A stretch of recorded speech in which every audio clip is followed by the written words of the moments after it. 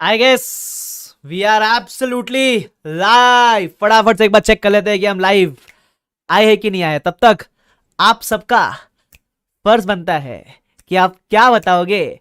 हमारा audio video video audio audio video video audio सब कुछ एकदम बेहतरीन तरीके से सर प्रॉपर है या नहीं है। फटाफट से बताओ ताकि अपन revision index 105 that is non current asset held for sale कर लेते हैं क्या। बुलाओ क्या शेरा को, बुलाओ क्या हिरन को, बुलाओ क्या बुलाओ क्या बुलाओ क्या बुलाओ क्या। चलो शुरू करते हैं session index 105 that is non current asset held for cell. ठीक है, सब्सक्राइबर बढ़ाओ अटेम्प्ट बचाओ। हाँ भाई सब्सक्राइब कर लेना, चैनल सब्सक्राइब कर लेना। इसका एक चार्ट है जो आपको दिखेगा ये वाला, ये मेरे टेलीग्राम पे मैं डाल दूंगा। टेलीग्राम पे सिर्फ चार्ट डालूंगा मैं, ठीक है। ये ओवरव्यू आपको मिल जाएगा पूरे चैप्टर का। टेलीग्राम का चैनल डिस्क्रिप्शन बॉक्स में आपको मिल जाएगा, ठीक है, ध्यान रखना। चलो उसके अलावा अगेन इस चैप्टर में अपन कंसेप्ट और क्वेश्चंस दोनों रिवाइज करेंगे, ठीक है। कंसेप्ट तो पूरा रिवाइज करेंगे, क्वेश्चंस में अपन जो क्वेश्चंस उसका रिवीजन करेंगे, तो आपको उससे इंपॉर्टेंट क्वेश्चन मालूम पड़ जाएंगे और ओवरव्यू आ जाएगा।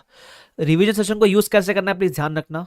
जब अपन रिवीजन कर रहे हैं तो जब आप मेरे कंसेप्ट सुन रहे हो, जो कंसेप्ट आपको मुझे सुन के याद आ गया वो कंसेप्ट को वापस डिटेल पढ़ने का टाइम वेस्ट मत करना, ठीक है। उसको आप फटाफट से हटा सकते हो जो आपको याद आ गया।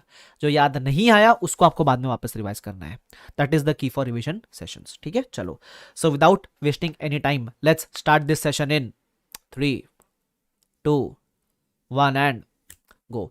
सबसे पहला नंबर क्या है, इंडेक्स 105। नाम क्या है, non current asset held for sale and discontinued operation, बराबर क्या।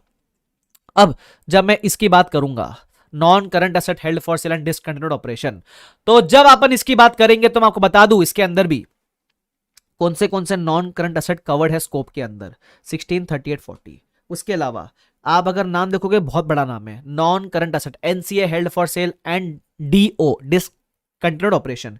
इसलिए मैंने पूरे चैप्टर को दो पार्ट में डिवाइड किया हुआ है।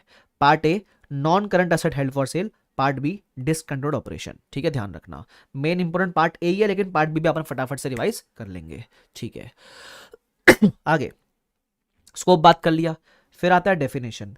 अब सबसे पहली बात, हम कभी भी non current asset held for sale में कब आएंगे, जब आपका उस नॉन करंट असेट को बेचने का प्लान है। वो बोलता है it will be classified as held for sale if its carrying amount will be recovered by selling rather than using it. अब आप बोलोगे सर सेल करना है तो ये तो इन्वेंट्री नहीं हो सकती क्या। अब मेरी बात ध्यान रखना, मैंने आपको एक ना समराइजेशन दिया था। अगर असेट को बेचना आपका बिजनेस है तो इन्वेंट्री होती है। सपोज असेट को बेचने के लिए आपने खरीदा है, बिजनेस नहीं है बेचना, और आपने लॉन्ग टर्म के लिए होल्ड करके रखा है, बाद में लंबे टाइम के बाद बेचूंगा, तो वो 40 में जाता है, लॉन्ग टर्म कैपिटल अप्रिसिएशन। लेकिन अगर असेट को खरीदा है और विद इन 12 मंथ्स बेचने का प्लान है तो वो 105 में आता है। सर ये विद इन 12 मंथ्स कहां लिखा है, वो बाद में नीचे लिखा हुआ आता है। ये अपना समराइजेशन है, ध्यान रखना, ये अपने अंडरस्टैंडिंग के लिए, कंसेप्चुअल अंडरस्टैंडिंग के लिए ये, ठीक है। चलो आगे बढ़ जाते हैं। उसके बाद अब एक और चीज, यहां जब भी हम किसी नॉन करंट असेट की बात करेंगे, ये सारे प्रोविजंस एक और चीज पे अप्लाई करेंगे, वो है disposal group. Now what is the meaning of disposal group. जब आप एक सिंगल असेट के बदले ग्रुप ऑफ असेट लाइबिलिटीज को, जब आप सिंगल असेट के बदले ग्रुप ऑफ असेट लाइबिलिटीज को साथ में डिस्पोज करने का सोच रहे हो तो उसको बोलते हैं डिस्पोजल ग्रुप, ध्यान रखना, ठीक है। क्या कहती है साक्षी, कैसे हो सर, मिसिंग योर क्लासेस ना, बहुत मजा आता था आपसे पढ़ने में, thank you so much Sakshi. चलो आगे बढ़ जाते हैं। उसके बाद आएगा classification, classification of non current asset as held for sale. आप किसी भी नॉन करंट असेट को हेल्ड फॉर सेल में कब क्लासिफाई करोगे, तो बोलता है दो कंडीशन मीट करना चाहिए। सबसे पहला, asset must be available for immediate sale, और दूसरा sale must be highly probable. Now what is the meaning of this point, asset must be available for immediate sale. मैंने आपको एग्जांपल दिया था, सपोज एक मशीन है, उसको मुझे बेचना है, सोचा मैंने बेचने का 1 अप्रैल को, लेकिन सोचा कि रिनोवेशन करके बेचूंगा। होता है ना, पाव भाजी के ऊपर धनिया छिड़का के बेचेंगे उसको, बराबर। तो धनिया छिड़काने में, रिनोवेशन करने में लगेंगे 2 महीने या 3 महीने, जो भी है 3 महीने लगेंगे। तो उस केस में 105 में कब जाए, जब सोचा तब, या जब रिनोवेशन कंप्लीट हुआ तब। तो जब वो इमीडिएटली बिकने के लिए रेडी है, दैट इज इनोवेशन करने के बाद अगर कोई बायर आएगा तुरंत बेच पाओगे ना, तो हम 105 में कब जाएंगे, 30 जून को जाएंगे। इतना आपको ध्यान रखना, आफ्टर इनोवेशन बेसिकली। उसके अलावा एक और चीज बोलता है, अगर कोई यूजुअल एंड कस्टमरी काम बाकी है, तो आप 105 में पहले ही चले जाना, ये काम खत्म होने का वेट मत करना। जैसे legal work, government approval, buyer की टेस्टिंग वगैरह, उसको बोलते हैं यूजुअल एंड कस्टमरी वर्क। अगर ये कोई काम बाकी है तो टेंशन वाली बात नहीं, आप पहले चले जाओ 105 के अंदर। लेकिन रिनोवेशन बाकी है, रिफर्बिशमेंट बाकी है, तो 105 के अंदर मत जाना, रिनोवेशन वगैरह होने के बाद ही जाना। क्लियर? ओके। सेकेंड पॉइंट क्या था? Sale must be highly probable, है ना, दोनों मीट करना होता है। अब हमको कैसे मालूम पड़ेगा ये बिकना प्रोबेबल है कि नहीं है? तो अपन ने याद है 5 कंडीशन देखा था, याद है क्या? इसका एग्जांपल शादी का लिया था, है ना। तो किसी की भी शादी हाईली प्रोबेबल कब होगी? जब 5 चीजें होगी, बराबर। सबसे पहला कमिटेड रहना चाहिए शादी करने वाला बंदा। दूसरा, active program to trace a buyer must be initiated. याद है क्या? तुम शादी करने निकले हो तो बताना पड़ेगा ना कि आया दूल्हा, दूल्हा राजा आ गया शादी करने के लिए, वैसा। तो active program to trace a buyer must be initiated. तीसरा, मार्केट करने का close to its fair value. चौथा, एक्सपेक्टेशन होनी चाहिए कि it should be completed within 1 year. यही वो 12 महीने वाला कंडीशन है। और पांचवा है, withdrawal from this plan is unlikely. बराबर क्या? कि आप मुकरोगे नहीं अपनी जबान से, उसको बोलते हैं विड्रॉवल इज अनलाइकली। जब ये पांचों कंडीशन मीट करेगा तो हम बोलेंगे सेल इज हाईली प्रोबेबल। ध्यान रखना। ठीक है। अब क्लासिफिकेशन के अंदर there were some other important points also, ध्यान से सुनने का ट्राई करना। सबसे पहला, अगर आपने सब्सिडरी को डिस्पोज करने का सोचा है तो सीएफएस के अंदर सब्सिडरी के सारे asset liability will be classified as held for sale. बराबर। उसके अलावा exception to the period of 1 year, अपने को 1 साल के अंदर सेल कंप्लीट करनी है। अब समझ लो 1 साल बीत गया लेकिन असेट नहीं बिका, तो क्या करे? तो वो बोलता है सबसे पहले देखो डिले क्यों हुआ, क्या डिले आपके कंट्रोल में था, आपके कंट्रोल में नहीं था, मतलब आपने कोशिश की ना पूरी, वो चेक करो, कोशिश पूरी करी? यस। सेकंड, अभी भी बेचने का प्लान हो क्या? Are you still committed to selling? If the answer is yes, कोई बात नहीं, 1 साल खत्म होने के बाद भी आप 105 में ही पड़े रह सकते हो। ठीक है। उसके बाद जब हम कहते हैं हेल्ड फॉर सेल, तो the word sale includes exchange. मतलब अपन क्या बोलते हैं? सेल मतलब कैश में बेचना नहीं, सेल का मतलब एक्सचेंज भी हो सकता है, मतलब कैश में बेचो या किसी और असेट के अगेंस्ट एक्सचेंज कर लो, उसको भी सेल ही बोलते हैं। ये बोलता है। अब इसमें जितने भी पॉइंट्स पढ़ा है सबसे इंपॉर्टेंट यही है जो 4th वाला पढ़ाऊंगा। जब आप कोई न्यू असेट एक्वायर करते हो with a view of disposal, नया नवेला असेट खरीदा है बेचने के लिए, तो उस केस में स्टैंडर्ड आपको 3 महीने का ग्रेस पीरियड देता है। कभी कभी क्या होता है, आप जब नया असेट खरीदते हो तो वो आप इमीडिएटली नहीं बेचने का सोच रहे हो, उसमें 2-3 महीना आप रिनोवेशन करोगे फिर बेचोगे। तो नए असेट के केस में 3 महीने का ग्रेस पीरियड दिया है, ताकि अगर आपका डे 1 पे 105 मीट नहीं करता है बट यू फील कि 3 महीने के अंदर मीट कर जाएगा, तो आप डे 1 से इसको 105 बोल देना। बट ये ग्रेस पीरियड सिर्फ न्यू असेट के लिए अवेलेबल है। उसके अलावा अगर आपका जो 105 वाला क्राइटेरिया है, अगर वो ईयर एंड के बाद मीट करता है तो उसको नॉन एडजस्टिंग इवेंट मानना। मैंने एग्जांपल भी दिया था। सपोज आपका ये करंट ईयर है, हेल्ड फॉर सेल मीट किया साल खत्म होने के बाद बट बीओडी के अप्रूवल के पहले है, तो उस केस में इस इवेंट को आप नॉन एडजस्टिंग मानोगे। मतलब जिस दिन मीट हुआ उस दिन के बाद से हेल्ड फॉर सेल हो गया, लेकिन पिछले साल में आप हेल्ड फॉर सेल नहीं अप्लाई कर सकते। बराबर। उसके अलावा अबंडेंट असेट, एक है अबंडेंट। अबंडेंट मतलब आपने उसको यूज करना बंद कर दिया। सपोज मेरे पास ये था OnePlus, बराबर। अब OnePlus मैंने क्या किया, OnePlus मैंने इसको OnePlus मैंने यूज करना बंद कर दिया। क्यों? क्योंकि मैंने आईफोन खरीद लिया। मैं OnePlus को बेचने का नहीं सोच रहा हूं, मैंने सिर्फ उसको यूज करना बंद कर दिया, तो उसको बोलते हैं अबेंडन कर देना। अबेंडेंट असेट 105 वाला नहीं होता है, ध्यान रखना। When you are thinking to abandon an asset, वो 105 में क्लासिफाई नहीं कर देने का। ठीक है, ध्यान रखना। ये आईफोन लेने वाली बात से मजाक थी, लिया नहीं है मैंने वैसे। ठीक है, तुम लोग मेरे ऊपर ज्यादा वो करो मत, मेरे को तकलीफ मत दो तुम लोग। अच्छा, एक और चीज, कभी कभी क्या होता है, हम किसी पीपी को टेम्पररी स्टॉप कर देते हैं यूज करना। टेम्पररी स्टॉप करना मतलब अबंडन नहीं होता है, ध्यान रखना। मतलब ऐसे 2-3 दिन के लिए बंद कर दिया, 2-3 महीने के लिए बंद कर दिया यूज करना, तो टेम्पररी स्टॉप करना भी हेल्ड फॉर सेल में नहीं आता है, और टेम्पररी स्टॉप कर देना अबंडन भी नहीं होता है। तो 3 अलग चीजें हो गई, एक तो हेल्ड फॉर सेल वाला असेट हो गया, एक अबेंडेंट असेट हो गया, और एक टेम्पररी यूज किया वो वाला असेट हो गया। तुम समझ रहे हो क्या? तो टेम्पररी जो बंद किया ना यूज करने का, वो हेल्ड फॉर सेल में भी नहीं आएगा, वो अबंडन भी नहीं होता है, वो अलग ही तीसरा ही कुछ है, वो ध्यान रखना। आगे आगे, ठीक है, आगे बढ़ जाते हैं। 4th पॉइंट इज अपना, अपन ने कितने पॉइंट कर लिया देखो, आपको दिखा दो चार्ट के अंदर। अपन ने कर लिया स्कोप, डेफिनेशन, क्लासिफिकेशन। अब आ रहे हैं अपन मेजरमेंट के ऊपर। एक बार आप 105 में आ गए तो कौन से वैल्यू पे मेजर करना है? सिंपल, बोलता है लोअर ऑफ कैरिंग अमाउंट या FVLCTS, दोनों में से विच एवर इज लोअर। अच्छा, ये मेजरमेंट वाला जो पॉइंट होता है ना, आपको लगता है सर अभी कुछ जगह पे रिकवरेबल है, किधर कैरिंग है, किधर फेयर वैल्यू है, ये वो, तो मैं पता है क्या करने वाला, आपको स्पॉइलर दे रहा हूं मैं। वैसे मैं ना लास्ट में जाकर आपके लिए एक ऐसा समरी बनाऊंगा जहां जहां किसी इंडेक्स में मेजरमेंट की बात की है, तो उसके मेजरमेंट को मैं पूरा समराइज कर दूंगा।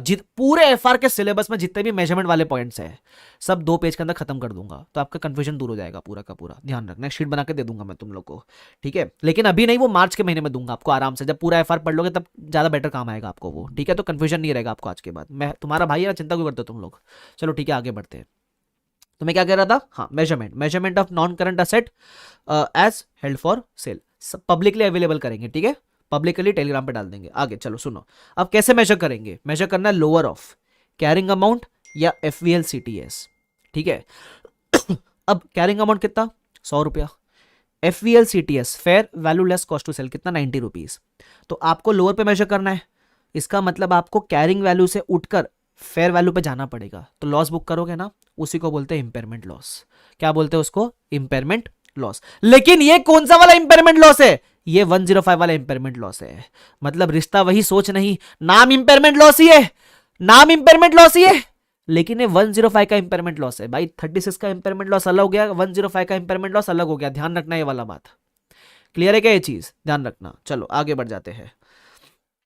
अब मेजरमेंट के अंदर भी 3 और इंपॉर्टेंट पॉइंट है। सबसे पहला, अगर कोई नया असेट खरीदा है बेचने के लिए, तो हम नॉर्मली क्या बोलते हैं? कैरिंग अमाउंट या FVLCTS। यहां बोलते हैं ना लोअर ऑफ कॉस्ट या FVLCTS, मतलब कैरिंग अमाउंट के बदले हम कॉस्ट वर्ड यूज करेंगे, कॉस्ट या FVLCTS which ever is lower. आगे, अगर नया असेट एक्वायर किया बिजनेस कॉम्बिनेशन में, खरीदा नहीं, बिजनेस कॉम्बिनेशन में आया, दहेज में आया, तो उस केस में क्या करने का? उस केस में ये मत देखो, जब अमालगमेशन में कुछ चीज आती है या जब बिजनेस कॉम्बिनेशन में कुछ चीज आती है, तो हम नॉर्मली ये बोलते हैं ना फेयर वैल्यू पे रिकॉर्ड करो। अभी इस केस में क्योंकि 105 का असेट आ रहा है, तो ये तो नहीं बोल सकते फेयर वैल्यू या FVLCTS which ever is lower. भाई ये हमेशा लोअर ही रहेगा ना यार, तो इसलिए बोलता है जब बिजनेस कॉम्बिनेशन में कोई एसेट एक्वायर किया है तो आप डायरेक्टली उसको FVLCTS पे रिकॉर्ड कर लेना, बराबर? ध्यान रखना। उसके अलावा एक बात, जिस दिन से 105 में आ गए, जिस दिन से रिश्ता पक्का हो गया, जिस दिन सगाई हो गई, दोस्तों से मिलना बंद। मतलब जिस दिन एसेट 105 में आ गया, डेप्रिसिएशन एमोर्टाइजेशन स्टॉप्स इमीडिएटली, ठीक है? मजाक कर रहा था एनीवेज, जिस दिन आप 105 में आ गए, depreciation amortisation should stop immediately, ठीक है? ध्यान रखना। आगे, उसके बाद इंपेयरमेंट लॉस का ट्रीटमेंट बताया कि इंपेयरमेंट लॉस बुक करेंगे, ये इंपेयरमेंट लॉस अगेन रिवर्स हो सकता है। उसके आगे मैंने बताया था ना, जिधर जिधर अपन एक सिंगल एसेट की बात करेंगे वहां वहां अपन डिस्पोजल ग्रुप की बात भी करेंगे। तो डिस्पोजल ग्रुप के अंदर there can be multiple asset liability, ठीक है? तो उस पर भी आप लॉस बुक करोगे और उस पर भी रिवर्सल पॉसिबल है। अब इसको लेकर मैंने नोटबुक के अंदर एग्जाम्पल दिखाता हूँ आपको मैं, आ जाओ फटाफट से। ये देखो, सपोज मेरे डिस्पोजल ग्रुप में क्या क्या है? PP, intangible inventory, goodwill, debtors, ठीक है? अब कैरिंग अमाउंट है मेरे पास, ठीक है, सबका। अब FVLCTS साथ में है मेरे पास, टोटल FVLCTS। तो आपको थोड़ा लग रहा है CGU की तरह, ये थोड़ा थोड़ा इट लुक सिमिलर, बराबर? तो लॉस आया अब लॉस किस में एलोकेट करेंगे? अगेन सबसे पहले आप एलोकेट करोगे गुडविल के अंदर। उसके अलावा इन्वेंट्री और डेटर्स ये आउट ऑफ स्कोप है, तो इसमें कोई लॉस एलोकेट नहीं होएगा। तो जो गुडविल के बाद जो लॉस बचता है वो सिर्फ 105 के स्कोप वाले एसेट, दैट इज PP और इंटेंजिबल, ये 2 बेयर कर लेंगे। Is this clear to everyone? Yes, ठीक है? ये था डिस्पोजल ग्रुप के बारे में, इसका रिवर्सल पॉसिबल है, ध्यान रखना। फिर आता है changes to a plan of sale. 105 में आए, एक साल खेला कूदी किया, अब बोले मूड बदल गया, अब बोले नहीं रहने का 105 में, तो क्या करने का? वापस चले जाने का, जहां से आए थे वापस निकल जाने का। बट द प्रॉब्लम इज कौन से वैल्यू पे जाएंगे? जहां से आए वहां जा रहे, वहां कौन से वैल्यू पे जाएंगे? तो अगर आपके जिंदगी में 105 नहीं होता तो वो वैल्यू क्या होती? उस वैल्यू पे जाने का, बराबर? तो मैंने आपको इसका एक एग्जांपल दिया हुआ है, ध्यान रखना। एग्जांपल क्या है, फटाफट से आपको रिवाइज करवा देता, ध्यान देखना इधर। एग्जांपल में क्या डिस्कस किया अपन ने? सबसे पहले मैंने बोला था देखो मेरे पास एक असेट है, कॉस्ट 10 लाख, लाइफ 10 ईयर्स, 2 साल का डेप्रिसिएशन है, तो we will depreciate for 2 years, 2 lakh रुपए डेप्रिशिएट हो गया, ठीक है? 31 मार्च 24 पे कैरिंग अमाउंट कितना है? 8 लाख रुपया। इस दिन पे अज्यूम कर लो 105 का क्राइटेरिया हैज बीन मेट, ठीक है? अब तो ढूंढना पड़ेगा FVLCTS, मैंने बोला which ever is lower. Impairment loss book किया 25,000 का, ठीक है? उसके बाद आपको मिलेगा रिवाइज कैरिंग अमाउंट 7.75 लाख। जिस दिन 105 में आ गए, डेप्रिसिएशन बंद कर दिया था, बंद, ठीक है?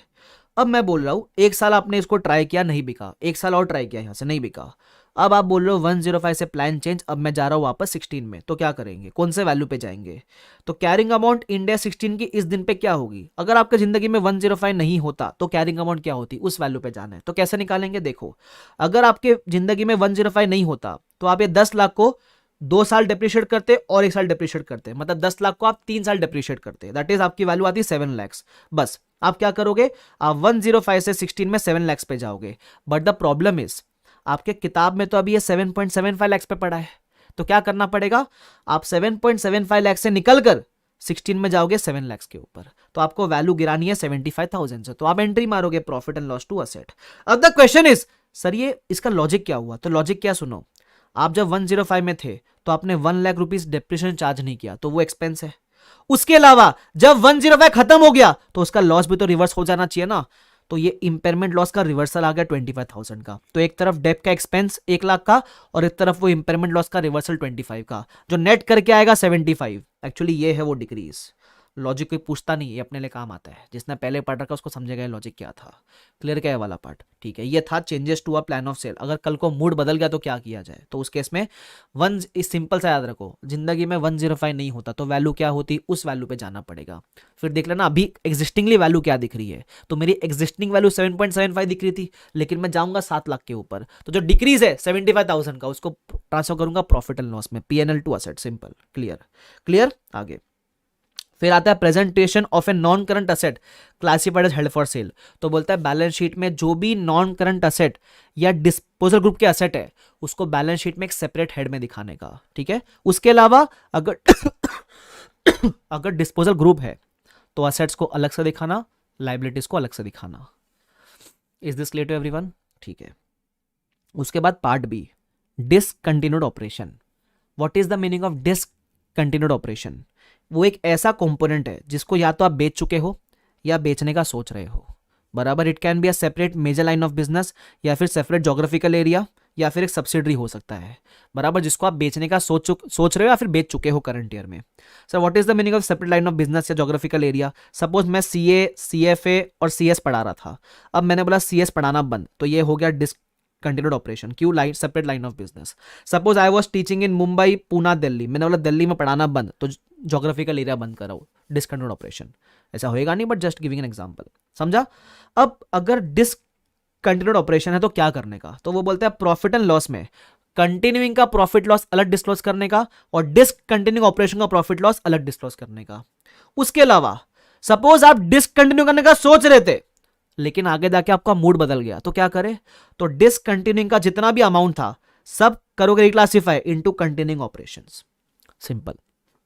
अब ये वाला पार्ट पढ़ के सबको कंफ्यूजन होता है कि what is the distinction between disposal group and discontinued operation. ठीक है, डिस्पोजल ग्रुप क्या होता है? Group of asset liability. ठीक है, अपने आप से एक सवाल पूछने का, क्या ये ग्रुप ऑफ असेट लाइबिलिटी एक मेजर लाइन ऑफ बिजनेस या एक जोग्राफिकल एरिया है क्या? तो अगर ये ग्रुप ऑफ असेट लाइबिलिटी एक लाइन ऑफ बिजनेस या एक जोग्राफिकल एरिया है, if the answer is yes, तो इस ग्रुप ऑफ असेट लाइबिलिटी पे डिस्पोजल ग्रुप के प्रोविजन भी अप्लाई करेंगे और डिसकंटिन्यूड ऑपरेशन के प्रोविजन भी अप्लाई करेंगे। लेकिन अगर ये ग्रुप ऑफ असेट लाइबिलिटी एक सेपरेट लाइन ऑफ बिजनेस नहीं है या जोग्राफिकल एरिया नहीं है, तो इस ग्रुप ऑफ असेट लाइबिलिटी पे सिर्फ डिस्पोजल ग्रुप के प्रोविजन अप्लाई करेंगे, डिसकंटिन्यूइंग के ऑपरेशंस अप्लाई नहीं करेंगे। सिंपल, बराबर। ये थे अपने सारे के सारे कंसेप्ट ऑफ 105। इतना डिफिकल्ट नहीं है, it is very simple to understand. ये तो हुए कंसेप्ट। अब फटाफट से क्या करेंगे, अपन कर लेंगे सारे के सारे क्वेश्चंस, बराबर। Let's do all the questions. अच्छा ठीक है, क्वेश्चंस किधर गए क्वेश्चंस? ये रहे क्वेश्चंस, ये रहा, मिल गया। अब देख लो, क्वेश्चन में रिवीजन करवाऊंगा और इंपॉर्टेंट बताऊंगा और जो भी की कंसेप्ट है वही बताऊंगा आपको। ठीक है, तो सबसे पहला इंपॉर्टेंट क्वेश्चन है इलस्ट्रेशन नंबर 2। अब इसमें क्या करना है ध्यान से देखना। सबसे पहले था क्या इसके अंदर, एक प्रॉपर्टी परचेज किया। 31 मार्च 13 को हमने क्लासिफाई कर दिया 105 में। ठीक है, लेकिन 105 में जाने के पहले आपको रिकवरेबल अमाउंट दिया 36 का। तो एक्चुअली इस क्वेश्चन में क्या करना था आपको याद रहेगा, तो क्योंकि 36 का रिकवरेबल दिया हुआ है तो पहले 36 का इम्पेयरमेंट टेस्ट करेंगे, फिर 105 का फिर 105 का इम्पेयरमेंट बुक करेंगे। तो इसमें ऐसा ही किया था, पहले पीपी था 2 साल यूज किया, फिर 2 साल के बाद पहले 36 वाला इम्पेयरमेंट टेस्टिंग किया, तो जो लॉस आया वो 36 वाला लॉस आया, ठीक है। फिर मिला रिवाइज कैरिंग अमाउंट, फिर अपन ने निकाला FVLCTS, वो भी दिया हुआ था क्वेश्चन में। तो अब जो लॉस आएगा वो 105 का लॉस आएगा, मतलब एक ही दिन पे 2 बार टेस्ट, एक बार 36 का, एक बार 105 का, दोनों लॉस बुक करो, एक 36 वाला लॉस और एक 105 वाला लॉस। फिर आपको मिला रिवाइज कैरिंग अमाउंट 460 पे रह गया, 105 में आ गया तो डेप्रिशिएट करना मत, एक साल के बाद भी 460 पे रह गया। अब प्रॉब्लम क्या है इस क्वेश्चन में, इस क्वेश्चन में बोलता है कि मेरा मूड बदल गया, अब बोलता है मैं जा रहा हूं वापस से इंडिया 16 के अंदर, तो क्या करे। तो आपको वैल्यू निकालनी पड़ेगी कि अगर आपके जिंदगी में 105 नहीं होता तो वैल्यू क्या होती। ध्यान रखना, अगर आपके जिंदगी में 105 नहीं होता तो वैल्यू क्या होती। अब इस केस में ध्यान रखना, आपके भले जिंदगी में 105 नहीं होता लेकिन 36 तो फिर भी होता, तो इसलिए वैल्यू क्या होती। अगर 105 नहीं भी होता तो भी 36 तो होता ना, तो आप असेट लेते 2 साल डिप्रिशिएट करते, सिर्फ 36 वाला लॉस बुक करते और इस फिर कैरिंग अमाउंट को 1 साल डिप्रिशिएट करते, तो ये वैल्यू होती अगर 105 नहीं होता तो, ठीक है, ध्यान रखना। तो इस वैल्यू पे अपन जाएंगे, एग्जिस्टिंगली आप 460 पे खड़े हो, जाना 433.46 पे, तो वैल्यू गिराना पड़ेगा, प्रॉफिट एंड लॉस में ट्रांसफर कर देना, बराबर। बस ख्याति बोलती है इस क्वेश्चन में मैंने गलती की थी क्लास में, अब अच्छे से याद है। बस यही तो बात, अपन क्लास में ये तो करते हैं, पहले आप गलती करो फिर सीखेंगे फिर याद रखेंगे लंबा टाइम तक, परफेक्ट। आगे, अब इस क्वेश्चन में एक और चीज थी, इस दिन की रिकवरेबल दोबारा दे दी 5 लाख रुपया, तो हमको क्या वापस से कोई लॉस बुक करना है, नहीं कोई लॉस नहीं बुक करना है। लेकिन मैंने बताया था आईसीआई का सोल्यूशन उधर खत्म हो गया, कोई लॉस नहीं बुक करना है। लेकिन एक समझदार बच्चे के माइंड में डाउट आएगा, सर लॉस तो नहीं है लेकिन जो 36 का पहले लॉस बुक किया है उसका रिवर्सल दिख रहा है ना, तो अपन ने क्लास में इसका रिवर्सल कंप्यूट किया था जो अपन 36 में सीख चुके ऑलरेडी, बराबर। ऑफकोर्स ये आईसीआई ने किया नहीं है बट मैंने आपको क्लास के अंदर करके दिखाया था। अब 36 रिवाइज कर चुके तो ये आप निकाल सकते हो, चाहो तो निकाल लेना बाद में, क्लियर।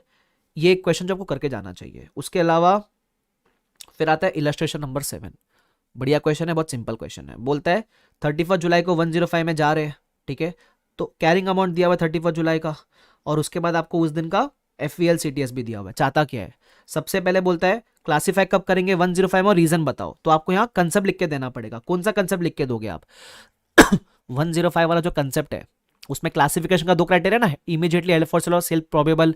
सेल प्रोबेबल में 5 कंडीशन है, वो लिख के देना पड़ेगा। और बोलते हैं किस डेट पे जाएंगे, तो 31 जुलाई के डेट पे जाएंगे, डेट बतानी पड़ेगी।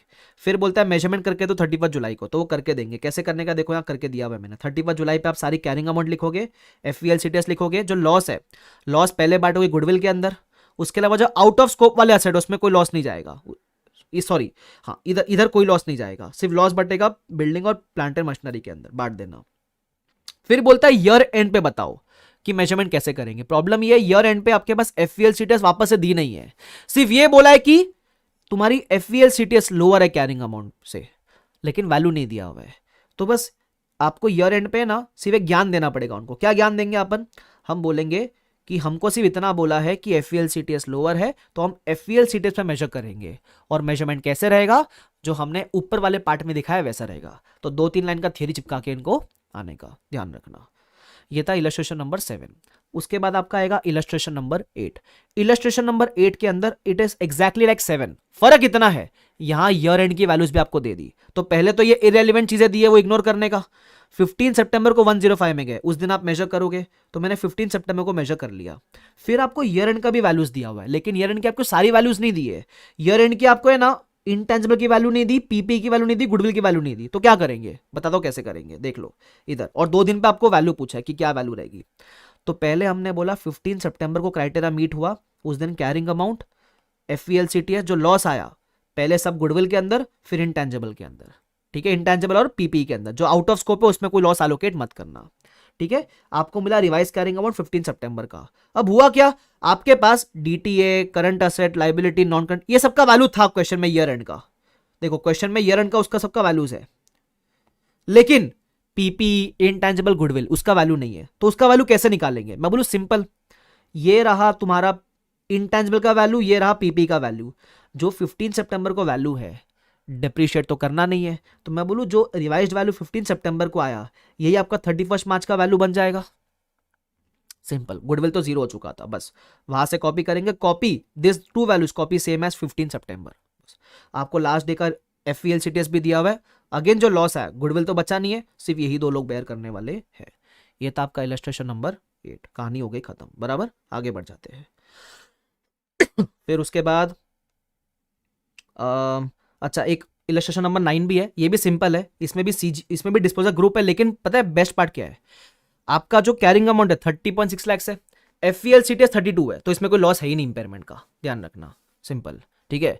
अरे शुभम सर आ गए, शुभम केसवानी सर को शॉर्ट आउट दे दो फटाफट से, है ना। अरे thank you Shubham sir. Shubham sir कहते हैं शानदार, आप कह रहे हो शानदार, तो शानदार होगा ही।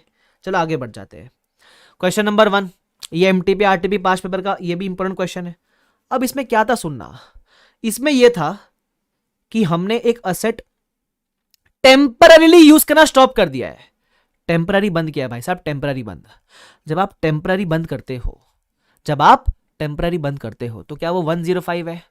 नहीं, ना ही वो 105 है, और क्योंकि टेम्पररी बंद किया तो ये अबेंडन भी नहीं है, ठीक है।